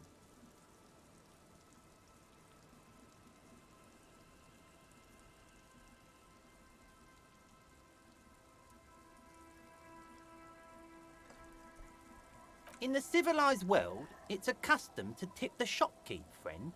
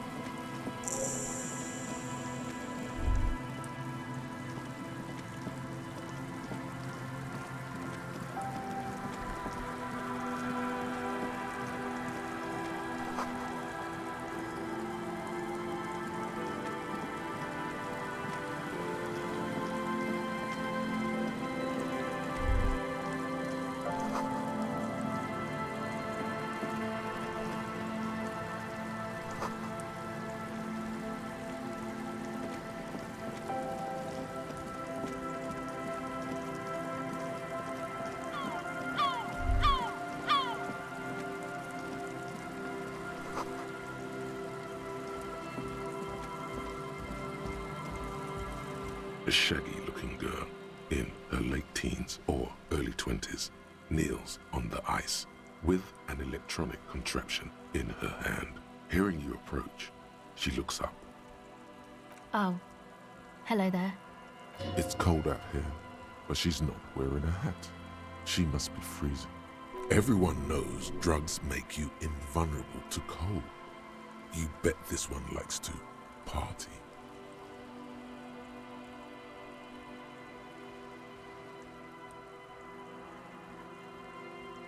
Huh? So should you.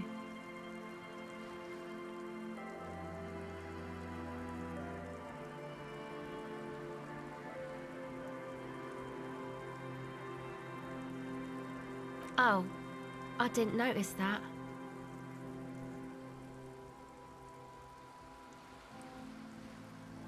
Yeah, well... Look, man, fuck the hat. I'm sorry I said fuck the hat. I was concentrating on something else. My whole family swears and it rubbed off on me. A cell. Her hair is dyed blonde, with dark roots showing. There's a coarseness to her features, some masculinity below that timidness. Why?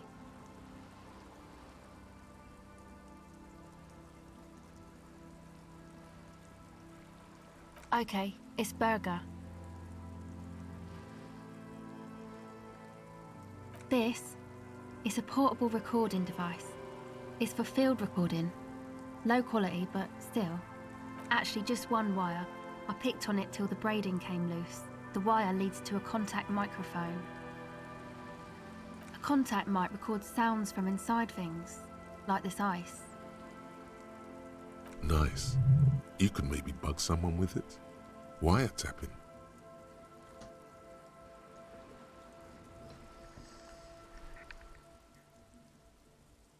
Same place I got the recorder from, the ELYSIUM.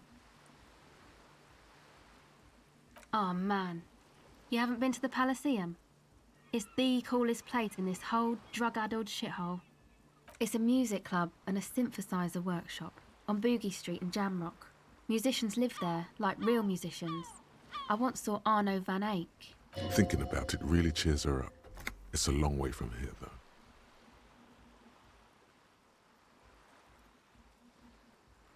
Oh yeah, guess you wouldn't know Van Eyck, or really be a ELYSIUM going kind of person.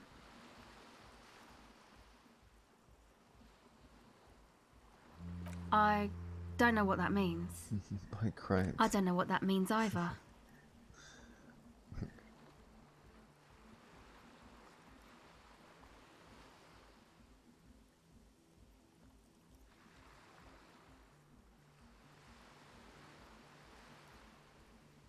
She breathes on her fingers. Looks like she doesn't know what to say. Sucks, man. Was there something else? About the contact mic, perhaps?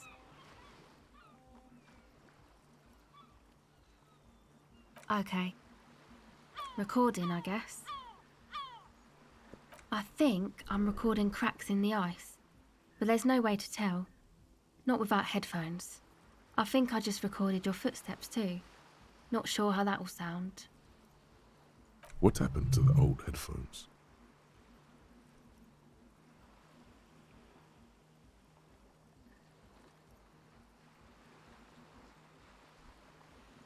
My boyfriend sold them. I don't know, man. Things. Just stuff you need for life. A lie. They were probably pawned off for something suspicious. The musicians in the Palaceum used them for making music. They looped the stuff, cutting the tapes together. They make music out of cracks in the ice and keys jangling. Crazy sounds like that. It's hard to explain. Anyway, I thought I'd make some too. It's supposed to be, like, a music place anyway. I don't really know what I'm doing. They use synthesizers too. I don't have a synthesizer. She looks at the recording device. The thing she thought would fill her hours with joy and escape. It's turning out to be an empty fantasy. She feels childish. Very useless all of a sudden. Take this, you're called. No, man, fuck that, I'm cool. I'm sorry I said that. I'm sorry about the fuck. It's okay.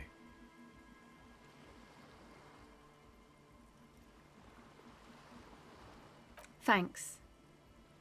You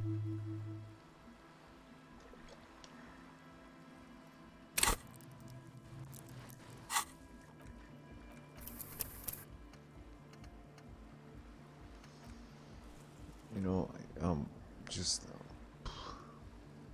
I'm gonna end for today. Thanks for stopping by. I'm gonna get off. Peace out.